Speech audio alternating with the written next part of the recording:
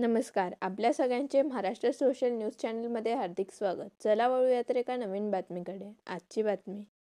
नाशिक शिक्षण विभागातील शासकीय सेवेतून सेवानिवृत्त बंधू भगिनींसाठी 25 एप्रिल रोजी देवपूर येथील पद्मश्री टॉवर येथे स्नेहसंमेलन उत्साहात पार पडले. सकाळी 9 वाजता कार्यक्रमाची सुरुवात झाली. दिवंगत सहकाऱ्यांना श्रद्धांजली वाहण्यात आली. तसेच स्वागत गीत आणि माझं सेवा निवृत्तीनंतरचं जीवन या विषयावर उपस्थितांनी मनोगत व्यक्त केले. दुपारनंतर मनोरंजन, खेळ, कविता आणि संवाद अशा विविध उपक्रमांनी कार्यक्रम रंगला असून सायंकाळी समारोप करण्यात येणार आहे. नहीं बुझ पाएगा।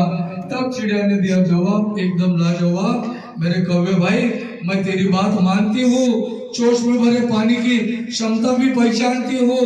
मैं तो बस केवल इतना ही जानती हूँ, जिस दिन इस घटना का इतिहास लिखा जाएगा मेरा नाम आग लगाने वालों में नहीं आग बुझाने वालों में लिखा जाएगा। आपका आरोग्याविषयी नानासाहेबांनी आणि स्वप्नपूर्तीच्या विषयी प्रकाश रावांनी आणि त्यानंतर आप्पासाहेबांनी आपल्याला भरभरून असं सांगितलेलं आहे. मी थोडंसं म्हणतो की थोडंसं मागे वळून पाहताना मला काय वाटतं ते मी आपल्याशी बोलू इच्छितो. भगवंताच्या कृपेने, योगेश्वराच्या कृपेने या ठिकाणी आपल्या बालपणी जे जे काही संस्कार आपल्याला मिळतात ते संस्कार पुढे चिरकालीन टिकतात. माझ्या लहानपणी ज्या वेळेला मी प्राथमिक शाळेत शिकत होतो त्यावेळेला शाळेची शिस्त पाळली पाहिजे, नियम पाळले पाहिजे, अशा प्रकारचे संस्कार शालेय स्तरावर झाले.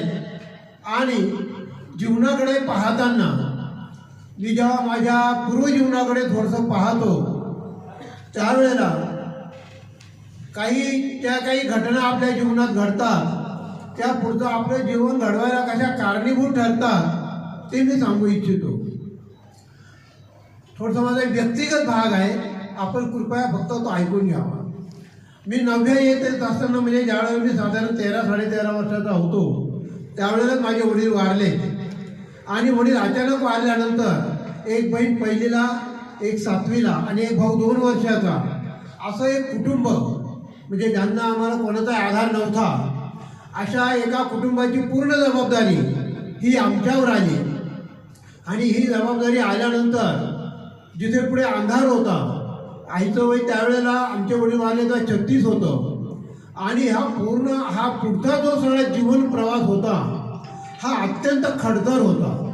अशा या खडतर जीवन प्रवासामध्ये पुढे काय करावं म्हणून मी त्यावेळेला नाशिकमध्ये इथे एक आयुर्वेदिक हॉस्पिटल आहे त्या ठिकाणी त्या डॉक्टरांकडे काम द्या म्हणून मागायला गेलो. मी त्यांना सांगितले की आपल्या दवाखान्यात माझ्या दोघं जे काही काम असेल ते मी करायला तयार आहे. मी त्यावेळेला 9वीपासून 10वीपासून जुन्या 11वीत गेलेलो होतो. तर त्यांनी मला विचारलं की किती मार्क्स मिळाले तुला 10वीला. त्यावेळेस मी त्यांना सांगितलं मला 10वीला 63% मार्क मिळाले. मग ते म्हणाले की चल तुला काम देतो म्हणून ते मला एका new hand second hand book depot म्हणून चांदवडकर गल्लीमध्ये एक पुस्तकाचं दुकान होतं तिथे घेऊन गेले. आणि त्यांनी मला एक जुन्या पुस्तकांचा सेट काढून दिला आणि वह्यांसाठी 10 रुपये दिले आणि म्हणाले तू एक काम कर, तू आता शाळेत जा. तो सप्टेंबर महिना होता, तोपर्यंत मी कामाच्या शोधात होतो. पुन्हा माझी शाळा सुरू झाली. माझी जुनी 11वी मी पास झालो 1968 मध्ये. आणि त्या जुन्या 11वी पास झाल्यानंतर आणि मला परत बोलवलं आणि विचारलं तू आता काय करतोस.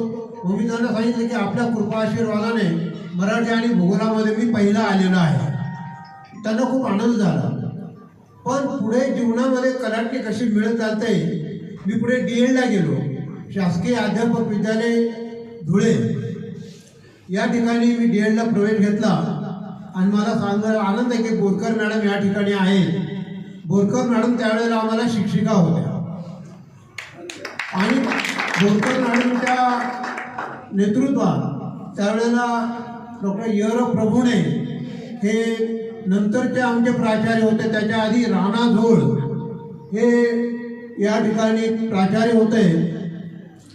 राणा जोळेंची आणि माझी पहिली मुलाखत झाली ज्यावेळेला मी आलो, तर त्यावेळेला आर्थिक परिस्थिती अत्यंत बिकट असल्यामुळे मामा झोडग्याला राहायचे म्हणून आम्ही झोडग्याला मामांकडे राहायला आलो होतो.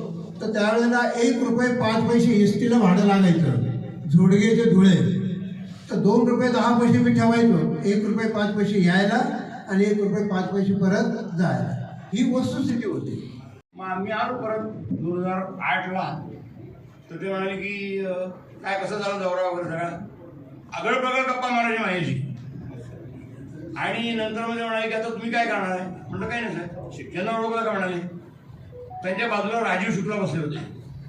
राजीव शुक्ला हे आजही खासदार आहेत. त्यावेळेले खासदार आपल्या महाराष्ट्रातून होते, ते काँग्रेसचे. त्यामुळे माझे मित्र आहेत हे आणि चांगले खासदार आहेत. त्यांच्याकडे काम करायचं मुंबईमध्ये. साहेब म्हटलं मुंबईत माझं घर नाही. तर मला म्हणाल तुला घर दिलं. मी म्हटलं मी पुण्यात राहतो. म्हटलं गाडी बिडी मला गाडी दिली म्हणाली. आणि तुला काय पाहिजे तर पगारही दिला. त्यांच्याकडे काम कर. यांची कंपनी म्हणाली मोठी आणि ही कंपनी तू नीट व्यवस्थित ॲडमिनिस्ट्रेशन पूर्ण करायची. आज तब्बल 18 वर्ष झाली मी यांच्याकडे काम करतो आहे. 2009ला जानेवारीला सुरुवात केली, 2 जानेवारीपासून ते आता 2026. अशा प्रकारचा हा इतिहास माझा सेवानिवृत्तीनंतरचा आहे. राजीव शुक्लांमुळे मोठमोठ्या लोकांशी माझ्या ओळखी झाल्या. हाही एक योगायोगच आहे. म्हणजे मुकेश अंबानींच्या घरी कोणी जात नाही, कोणाला अलाउड नाही जाणं आणि कोणी जाऊ शकत नाही. इव्हन म्युन्सिपल कमिशनर मुंबईला सुद्धा जाऊ शकत नाही. पण त्या मुकेश अंबानींच्या बरोबर राजीव शुक्लांच्या सोबत मी गेल्यामुळे त्यांच्याशी ओळख झाली. त्यांच्या डायनिंग टेबलवर बसून ब्रेकफास्ट केला. असो अशा प्रकारे अनेक गोष्टी आहेत की म्हणजे राजीव शुक्ला हे काँग्रेस पार्टीचे, मी त्यांची महती गात नाही. राजीव शुक्ला हे काँग्रेस पार्टीचे अतिशय महत्त्वाचे नेते आहेत. सध्या ते झारखंड म्हणून खासदार आहेत, छत्तीसगड म्हणून खासदार आहेत. आपल्याकडे महाराष्ट्रात 2 वेळा ते खासदार होते आणि काँग्रेसच्या वरिष्ठ गोटातले, अंतर्गत गोटातले ते वरिष्ठ नेते आहेत. त्याच्यामुळे तुम्ही हे बघा की जबाबदारीचं ओझं माझ्यावर किती होतं आणि आहे. सध्या मला जेव्हा कळलं तर मी त्यांना फोन केला पहिल्यांदा साहेबांना. साहेब म्हटलं 2 दिवस मी नाही आहे, मी धुळ्याला जातो आहे. मला म्हटलं काय काढलं. म्हटलं आमच्या डिपार्टमेंटचे सगळे लोक एकत्र भेटणार आहेत आपली. मला म्हटलं बिलकुल जा, सगळ्यांना निरोप दे म्हणाले आणि जाऊन ये. सांगायचं तात्पर्य असं की त्यांच्याबरोबर पार्लमेंटमध्ये जावं लागतं. त्यांच्याबरोबर नोट्स काढाव्या लागतात, भाषणं तयार करावं लागतात आणि एवढंच नाही तर विविध ठिकाणी जावं लागतं. त्याच्यामुळे हा सगळा मोठा अनुभव हा मला या माझ्या वयात मिळाला.